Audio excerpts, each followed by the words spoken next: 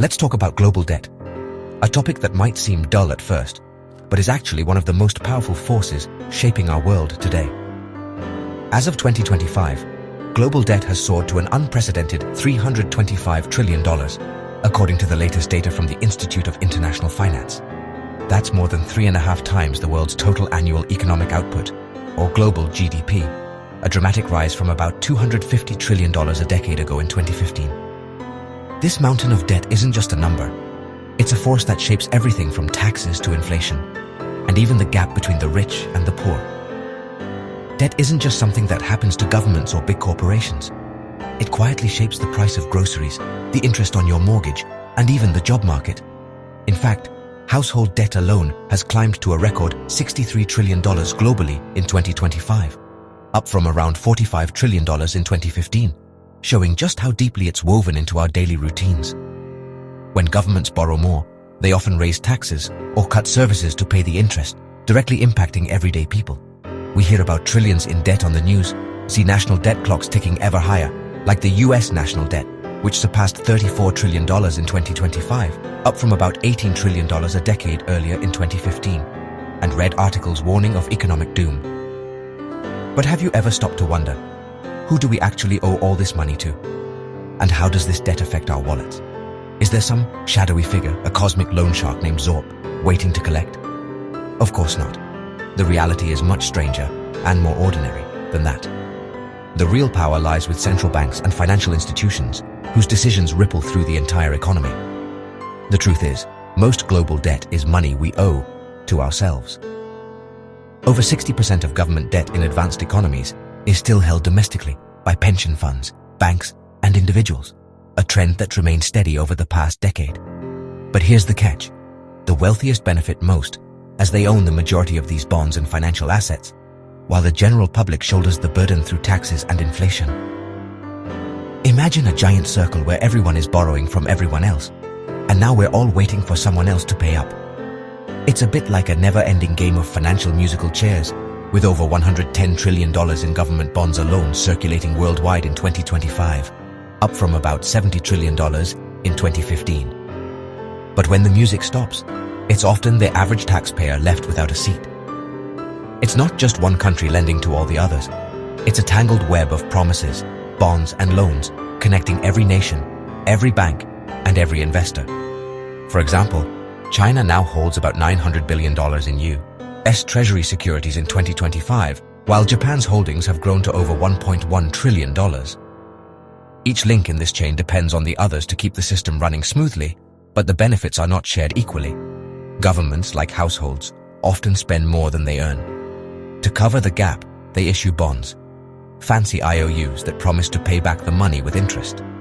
In 2025 alone, governments issued over $12 trillion in new bonds to finance everything from infrastructure to social programs, up from about $7 trillion in 2015. But the interest payments on this debt are funded by taxpayers, and rising debt means more of your taxes go to paying interest, not services. Anyone can buy these IOUs, pension funds, banks, even foreign governments. In fact, central banks like the US Federal Reserve and the European Central Bank together now hold over $22 trillion in government bonds in 2025, up from about $10 trillion in 2015.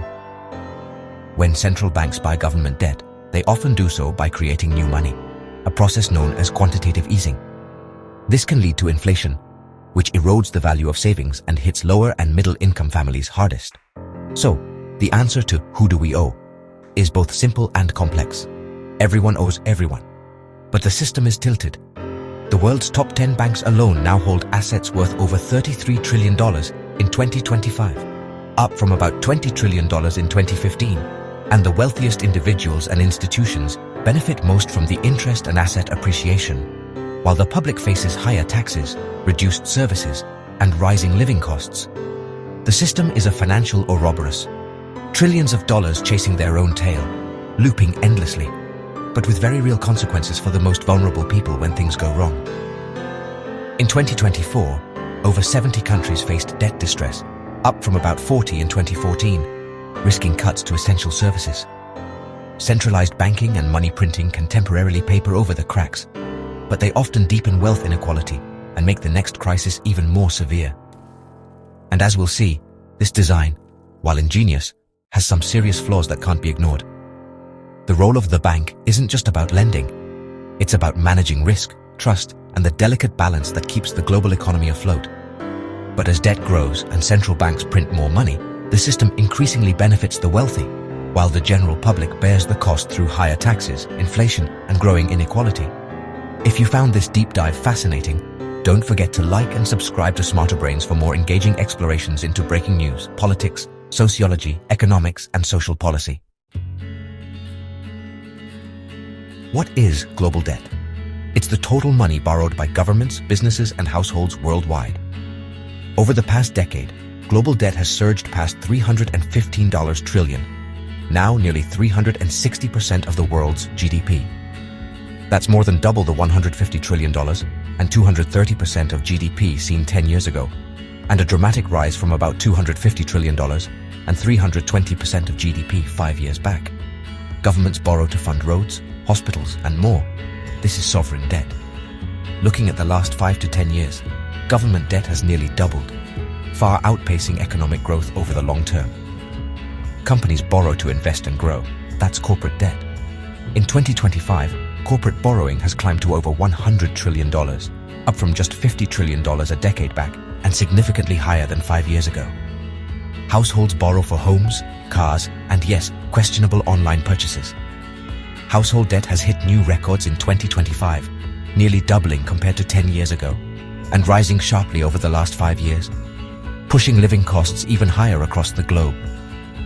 Add it all up, and you get global debt. The world's combined bar tab, now growing by trillions more each year than ever before, with the pace of growth accelerating steadily over the last 5 to 10 years. The main driver? Government borrowing, which keeps rising as spending outpaces tax collection. In 2025, this gap is much wider than it was 5 or 10 years ago, leading to even higher taxes, more inflation, and a steeper cost of living for everyone. To cover the gap, governments sell bonds, investors buy them, governments get cash, and promise to pay back with interest. But as debt grows, so do interest payments, putting even more pressure on public budgets than in previous years, with the burden now much heavier than a decade ago. This cycle is normal, but the problem is the scale and speed of growth. Since 2015, global debt has increased by over $100 trillion, and since 2010, it has more than doubled, an unprecedented acceleration over the last 5 to 10 years. Governments pay interest on old debt, borrow more to cover it, and the spiral continues. In 2025, the burden on taxpayers and consumers is heavier than ever, with the strain far greater than 5 or 10 years ago. Central banks play a key role, creating invisible money to buy government debt. This can fuel inflation, making everyday goods more expensive. In 2025, it's like paying off one credit card with another, except the risks and consequences have grown much larger over the past 5 to 10 years. Brace yourself. Global debt has now soared past an unprecedented $340 trillion in 2025. That's a number so massive it's almost impossible to comprehend. Just 5 years ago, in 2020, the figure was around $255 trillion. That's an increase of $85 trillion in only half a decade. Imagine every country, every business, and every household on Earth, all their debts combined into one mind-boggling sum. In 2025, that's more than $42,000 for every person alive today, up from about $33,000 per person in 2020. To put it in perspective, if you spent $1 million every single day, it would now take you over 930,000 years to burn through that much money. That's even longer than humans have existed as a species. The sheer scale is almost cosmic. This debt mountain is now more than 3.2 times the world's annual economic output. For every dollar the global economy produces in a year, there are now over $3.20 of debt stacked on top. In fact, global debt in 2025 equals about 320% of global GDP, up from roughly 280% in 2015, showing a steady long-term climb. We now owe more than the value of everything produced on Earth in an entire year. Every car, every phone, every loaf of bread, every service, all combined. The numbers are so large, they almost defy imagination. The biggest chunk of this debt belongs to governments, now over $108 trillion in 2025, up from about $70 trillion in 2015. That's money borrowed to fund everything from schools and hospitals to military spending and social programs. But where does all this money come from? Central banks play a crucial role. By printing money and keeping interest rates low, they make it easier for governments and corporations to borrow. This flood of cheap money has fueled the debt explosion, but it comes at a cost. The COVID-19 pandemic forced governments to spend big to keep economies afloat. But looking at the bigger picture, the past decade has seen a relentless rise in debt, with interest rates and sluggish growth now making it even harder to pay back what's owed. The cycle of borrowing and printing continues, with debt levels still climbing compared to pre-2015 years. The United States leads the pack with a staggering $38 trillion in national debt in 2025, up from about $18 trillion in 2015. But it's not alone. China, France, Germany, and many other nations have also seen their debts double or more over the past decade. Central banks in these countries have pumped trillions more into the system since 2015. In 2025 alone, governments and corporations borrowed $27 trillion, nearly triple the annual pace seen before the 2008 financial crisis, and a dramatic increase compared to the average yearly borrowing over the past 10 years.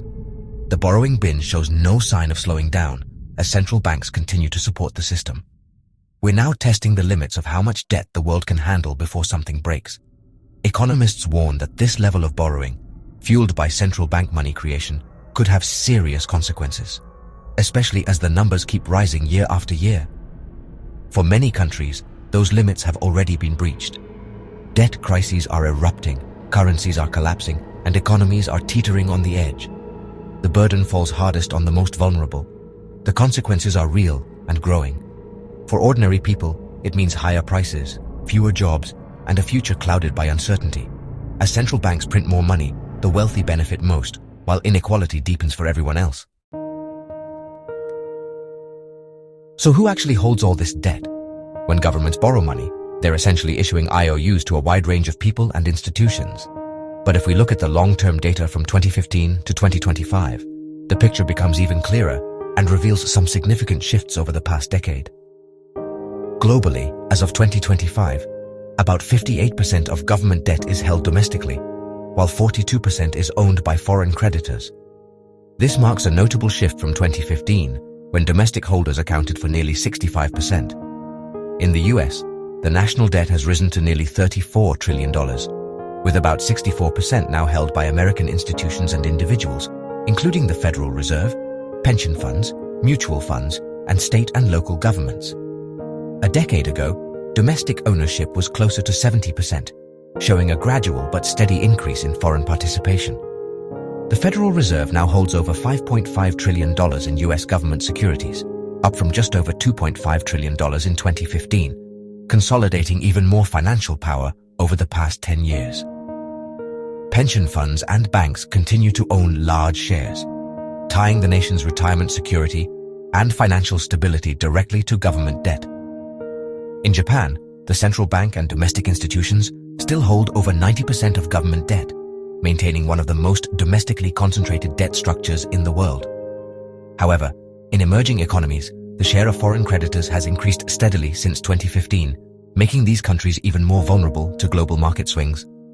Among foreign holders, China and Japan remain the largest owners of US debt, each holding just under $1 trillion in 2025. A decrease from their peak holdings in the mid-2010s, as both countries have diversified their reserves over the past decade. Major global banks, sovereign wealth funds, and international investment firms continue to play a significant role, especially in European and developing markets. This concentration of debt ownership by central banks and large institutions means that a handful of players can influence entire economies. Central banks in particular have used their holdings over the past decade to steer monetary policy, stabilize markets, and at times finance government deficits directly, a trend that has only grown since 2015. Private investors, hedge funds, and large financial institutions also play a big role. They buy and sell government bonds daily, seeking profit from interest payments or changes in bond prices. For them, government debt is just another asset in a global marketplace, and trading volumes have increased significantly over the past 10 years as market volatility has grown. International organizations like the IMF and World Bank hold smaller shares of global debt, but their influence remains outsized. Since 2015, their interventions have increased in response to recurring crises, and the conditions they impose continue to reshape entire economies. Centralized banking consolidates power by allowing a few institutions, especially central banks, to control the flow of money, set interest rates, and even purchase government debt directly. This structure gives governments tools to manipulate taxes and inflation. By issuing more debt and having the central bank buy it, they can inject money into the economy, which can lead to inflation and erode the real value of existing debt. Over the past decade, several countries have relied even more on these mechanisms to manage economic shocks. Governments can also adjust tax policies to manage debt burdens, knowing that central banks can help absorb shocks. This interplay between fiscal and monetary authorities means that decisions about debt, taxes, and inflation are often tightly coordinated and sometimes manipulated to serve political goals. The past 10 years have seen even closer coordination, especially in response to ongoing global economic uncertainty. The creditor landscape is a complex, interconnected web linking people, institutions, and nations across the globe. Every loan, every bond, and every payment creates new ties in this vast financial network. But the centralization of power means a few key players can shape outcomes for billions. The trends from 2015 to 2025 show this web growing even more intricate. And when things go wrong, when a country can't pay its debts or a crisis erupts, it's not always clear who's really in charge or who will bear the cost. Central banks and governments may act to protect the system, but ordinary people often feel the impact most, a reality that has become even more apparent over the past decade. One thing is certain, the consequences ripple outwards, touching families, businesses, and entire societies, no matter where you live. The structure of global debt, and who holds it, continues to shape the world in ways both visible and hidden, with the changes from 2015 to 2025 underscoring just how dynamic and impactful these long-term trends are. Over the past decade, America's national debt has soared, surpassing $38 trillion by 2025, up from around $27 trillion in 2015. Yet, unlike most countries, this long-term surge hasn't triggered a financial disaster. Why? It all comes down to the US dollar. The US dollar remains the world's reserve currency. In 2025, about 59% of global foreign exchange reserves are held in dollars, a gradual decline from roughly 65% a decade ago. Nearly half of international trade is still invoiced in dollars, showing the dollar's enduring dominance over the long term. This persistent global demand means countries, companies, and investors everywhere need dollars and US government debt. As a result, the US has been able to borrow at lower interest rates than almost anyone else, even as its debt has steadily grown over the past decade. In times of global uncertainty, investors have consistently rushed to buy US Treasury bonds, treating them as the safest asset on earth. This trend has persisted throughout the last 10 years, keeping borrowing costs low despite record-high debt. And here's the real advantage. The US can always find lenders, and if needed, it can simply print more dollars to pay its debts, a flexibility that's become even more apparent as debt levels have risen steadily over the years. Most other countries, like Sri Lanka or Ghana, borrow in foreign currencies.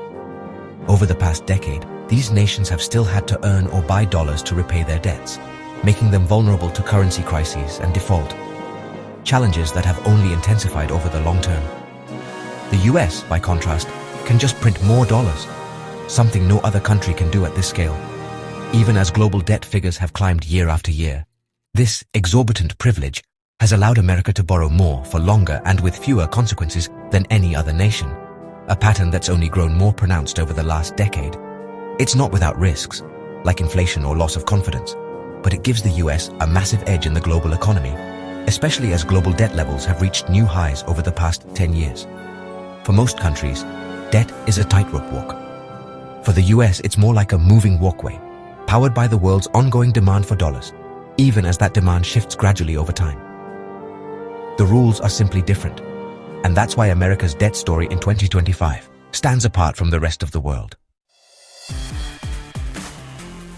Over the past decade, the US has maintained its position as the world's largest debtor, with total debt now exceeding $34 trillion in 2025, up from about $18 trillion just 10 years ago.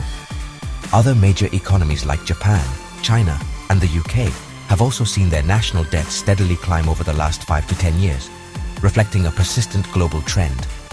The real story is in the long-term rise of debt-to-GDP ratios and the mounting interest payments these countries face, both of which have grown significantly over the past decade, not just in the last couple of years. This ratio compares a country's debt to its economic output. In 2025, interest payments are now consuming up to 12% of government budgets in some nations, a dramatic increase from around 7% to 8% a decade ago. It's like comparing your credit card debt to your salary, but with the added pressure of rising taxes and inflation for ordinary citizens. Over the last 10 years, Japan has consistently topped the list. In 2025, Japan's debt is now more than 260% of its economy, up from about 230% in 2015, and interest payments have become an ever-growing burden over the past decade.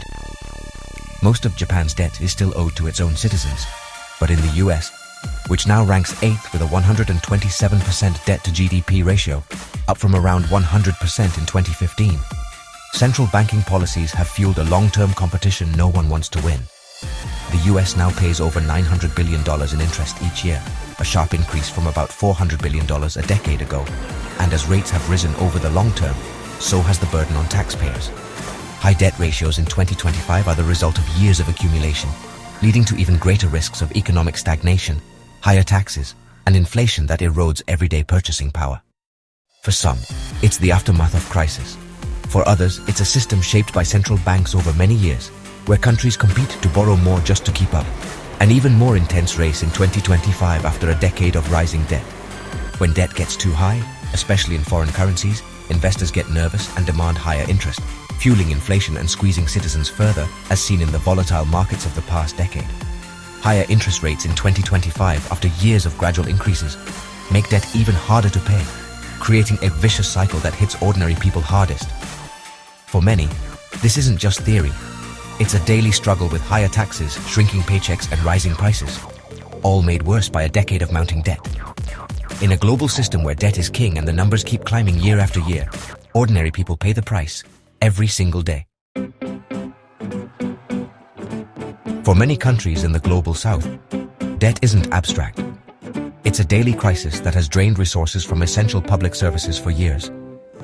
The consequences are not theoretical. Nations like Argentina, Zimbabwe, and Greece have experienced devastating collapses when debt spiraled out of control. Over the past decade, more than half of many low- and middle-income countries' budgets have consistently gone to debt payments, leaving far less for schools, hospitals, and social programs than a decade ago. In Argentina, for example, economic crises triggered by debt have led to shuttered schools and overwhelmed hospitals. Today, low-income countries are spending nearly 5 times more on debt service than on health, a dramatic rise compared to 10 years prior, when the gap was much smaller. Now, 52 nations are critically indebted, a significant increase from the early 2010s, with each spending at least 17% of their revenue just on debt service. Money that could have funded millions of vaccinations or teacher salaries. Zimbabwe's hyperinflation and public sector collapse, and Greece's years of austerity, show how quickly debt can devastate entire societies. In some cases, debt payments in recent years have overtaken health and education budgets combined, forcing governments to cut vital services far more than they did 5 or 10 years ago. In Greece, deep cuts to healthcare and education during its debt crisis left millions without access to basic services. Under mounting pressure from creditors, governments have adopted increasingly harsh austerity measures over the past decade, slashing public spending, freezing wages, and reducing social safety nets more deeply than ever before. Zimbabwe's public sector wage freezes and Argentina's social program cuts are stark reminders of these harsh realities. These cuts have deepened inequality as the poorest lose access to healthcare, education, and basic infrastructure. The crisis has steadily intensified over the past decade. This isn't just economics, it's a human rights emergency, as seen in the social unrest and hardship in countries like Greece and Zimbabwe. Many countries remain trapped, forced to borrow in foreign currencies, making them even more vulnerable to currency swings and further budget shortfalls, a vulnerability that has only grown over the last 10 years. Argentina's repeated currency crises highlight just how precarious this situation can become. The result is a worsening cycle, a treadmill of debt, austerity, and rising inequality, with public services crumbling and futures at even greater risk than a decade ago.